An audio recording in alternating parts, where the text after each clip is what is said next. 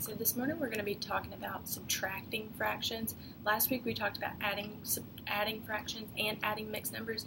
This week we're going to be talking about subtracting fractions and subtracting mixed numbers. Whenever we subtract fractions, they're the same rules as adding fractions, except you're not adding, you're just subtracting. So if I were to give you the fractions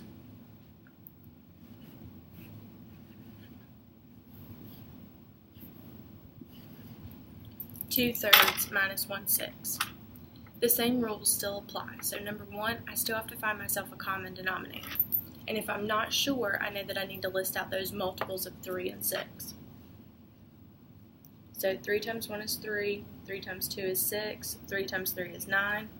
For 6, 6 times 1 is 6, 6 times 2 is 12, 6 times 3 is 18. And I can see that I already have a common denominator. There's a 6 in both of those rows, so that's going to be my common denominator.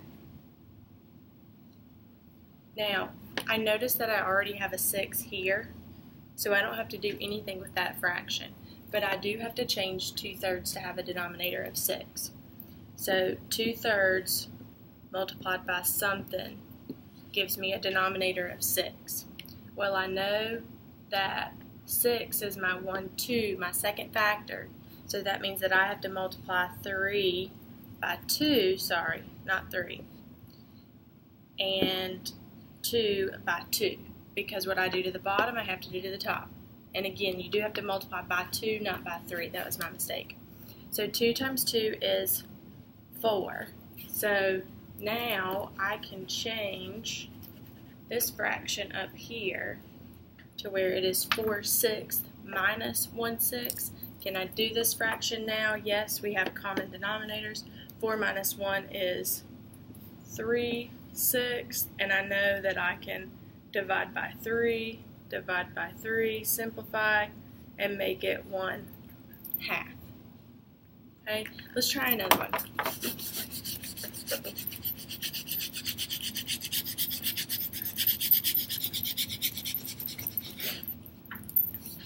Alright, this time we are going to look at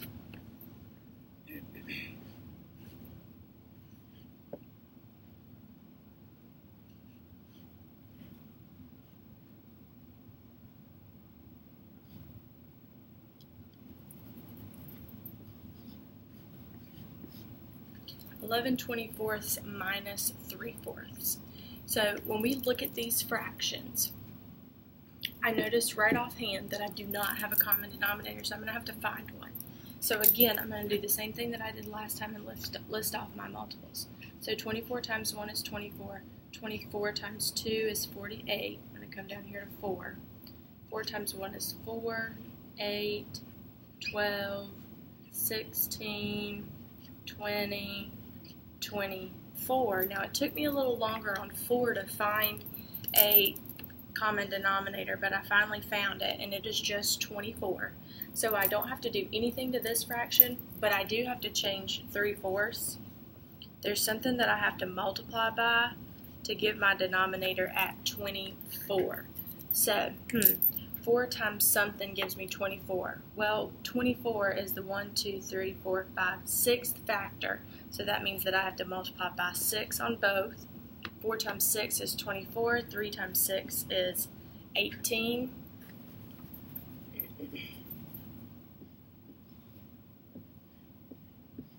So I have 11/24 minus 18/24. Now, unfortunately, this problem right here is not going to work. Okay? We have a numerator over here that is smaller than our numerator right here. Okay? So we cannot complete this subtraction problem.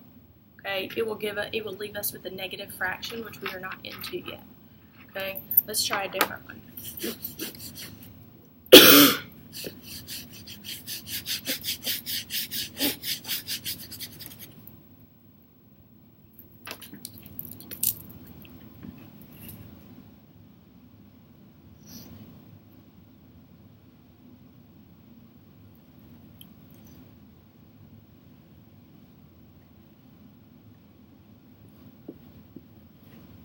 Alright, I have 6/7 minus 1/3.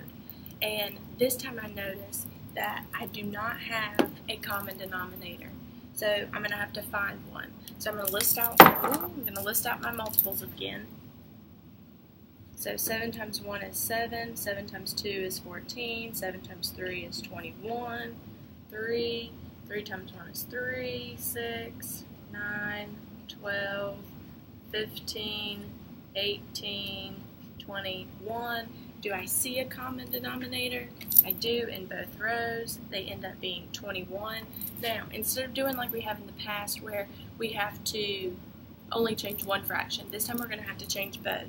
So I'm going to have to multiply 6/7 times something to give me 21. And I'm also going to have to multiply 1/3 times something to give me 21. Well, I know that 21 is my third factor. So I'm going to have to multiply 7 times 3 and 6 times 3. Well, I know that 6 times 3 is 18. I can see that right here. On 3, I know that 21 was the 7th factor, so I'm going to have to multiply by 7 here. 1 times 7 I know is 7. So now I need to change my fractions. This one right here is going to be 18 21s.